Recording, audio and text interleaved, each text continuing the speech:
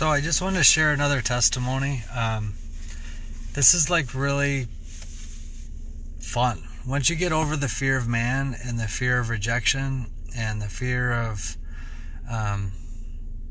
basically that's it. But good news is you've not been given a spirit of fear, but a spirit of power and of love and a calm, sound mind. And so, gentleman and I had a chance to ride from the airport to Ann Arbor, and I just was sharing with him how my wife, because he was from Wisconsin, and so I was just telling him about my wife, Michelle, and I, how we went to this hotel in Wisconsin. Michelle, do you remember the name of that hotel that we went to that had the pool in there? It was a real blessing that the Lord allowed us to do. It's kind of like the honeymoon we never had, or our second honeymoon. Sybaris, that's what it was called, Sybaris. And so anyways, I was telling him about it. And so basically, it was a present. So there's a way to present the gospel. The Bible says, or the Apostle Paul says, "I've become all things to all men, that by all means, I might win some or save some." And so we need to relate to people.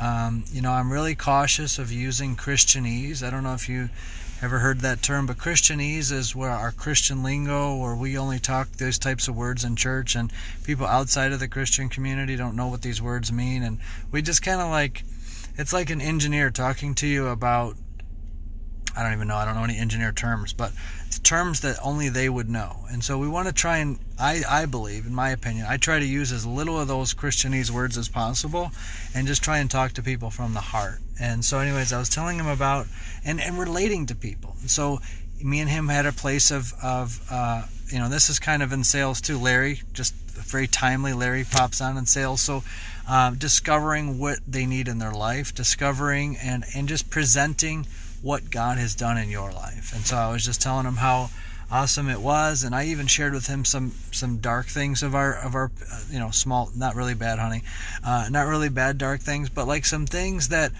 helped him to relate to me, to where I'm not just talking to him as some perfect Christian that has never done anything wrong, and that he's just putting this wall up. So the whole purpose is to break down the wall, to open up the mind and the heart. The mind and the heart are like parachutes. They work better when they're open. And so I just kept gaining relatability, gaining common ground, and developing a relationship. So that way when I presented the gospel at the end, there was no walls. The Lord, through me, through the divine inspiration of the Holy Spirit, speaks through us. And so he regurgitates things that we need up in either scriptures, and I try to avoid scriptures as much as possible until we get to that point where there's no walls. And so anyways, we got to the point where I got a chance to pray with him, and I asked him, and he said that he really has been struggling in his faith. He hasn't been really talking, or he has, it's been a challenge. He's been wanting to spend more time with God, or he's kind of struggled in his faith. And so it was just really awesome. So my encouragement and exhortation to you is share what Jesus has done for you. Just talk about Jesus. Don't worry about whether or not they're a Christian. Don't even just assume they're a Christian. Assume they're a believer, but keep in mind that they may not be where you're at, and they may not even be a Christian. They may be an atheist. But talk about your experiences with God as if you don't care if they're an atheist or not. Don't worry about that. Assume the sale. So Larry's there for sales. So basically you assume the sale. You just assume they're a believer. But talk to them in a very relatable, understanding, compassionate, and loving way. But don't be afraid to talk about what the good things God does in your life, because that's the attractive part of the gospel. And then I usually share how I went and confessed my sin and believed on Jesus. Believed that Jesus died on the cross and that God raised him from the dead, and I could literally feel like that weight of sin lifted off of me, and I was actually born again. And so it's less offensive when I talk about how God saved me and how I was born again, so that way they can relate to that. And I'm not saying, hey, you need to be born again, you need to get right with God. I'm just saying, hey, this is how God saved me. I confessed my sin. I acknowledged that I was a sinner, and I believe that God raised him from the dead, and I was saved. That's how I was born again, because I did this.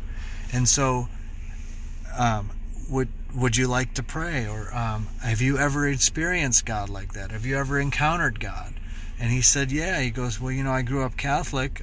We really didn't have that in our church, but I went to a retreat, and it was more like a non-denominational retreat, and that's where he actually encountered God a couple times. And so, and once again, we don't want to build walls, and I didn't say anything negative against any particular church or denomination, because, we just want to be relatable and understanding, but at the same time, get into the heart.